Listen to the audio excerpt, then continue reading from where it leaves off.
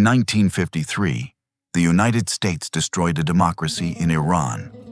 Not an enemy, not a threat, a democracy. And they did it in secret.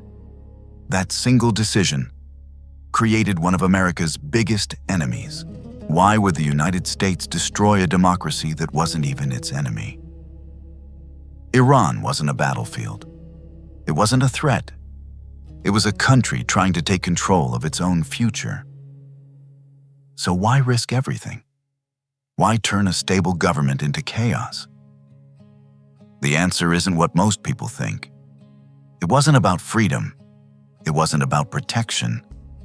It was about something far more valuable, something hidden beneath the surface. And once you see it, you can't unsee it. Because this wasn't just a political decision.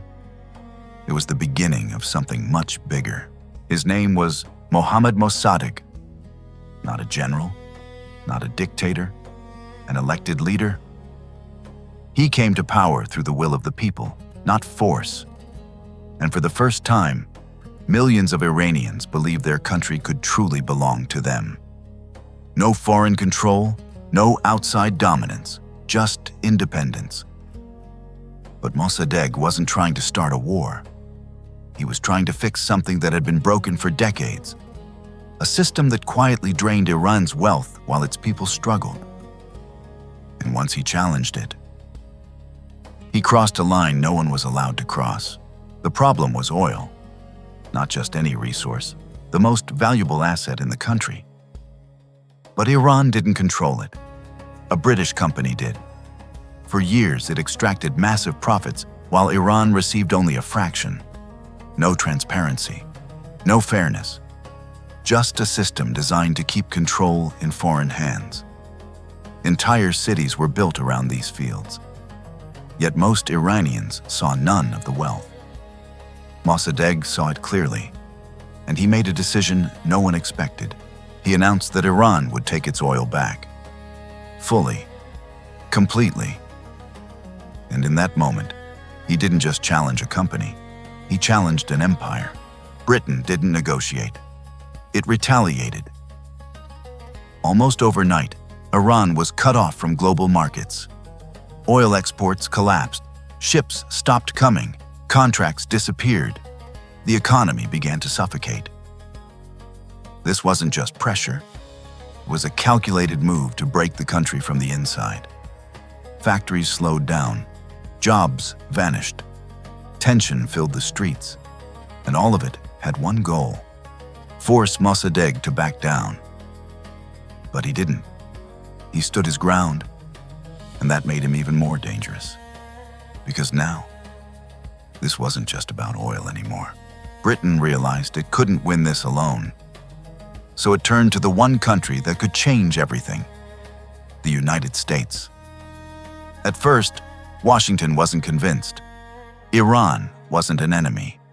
Mossadegh wasn't a dictator. There was no clear reason to Mashatsa. But Britain didn't ask twice. It reframed the entire situation, not as a fight over oil, but as a threat in the Cold War. A country slipping towards Soviet influence, a risk too dangerous to ignore. And slowly, the narrative began to shift. Because once fear enters the equation, decisions start to change. Inside Washington, the debate was over. The question was no longer if they should act, but how. Officials began to see Mossadegh differently, not as a reformer, but as a risk. Unpredictable, hard to control. And in the logic of the Cold War, that was enough. Because losing Iran wasn't an option, not to the Soviets, not to uncertainty. So the plan changed. Containment turned into intervention. Quiet discussions turned into secret approvals. And behind closed doors, a decision was made. Not to negotiate, but to remove him. The operation had a name: Ajax. It wouldn't rely on soldiers or open force. It would work in the shadows. Money moved quietly. Stories were planted. Newspapers began to change their tone. Suddenly, Mossadegh was no longer a national hero. He was unstable, dangerous.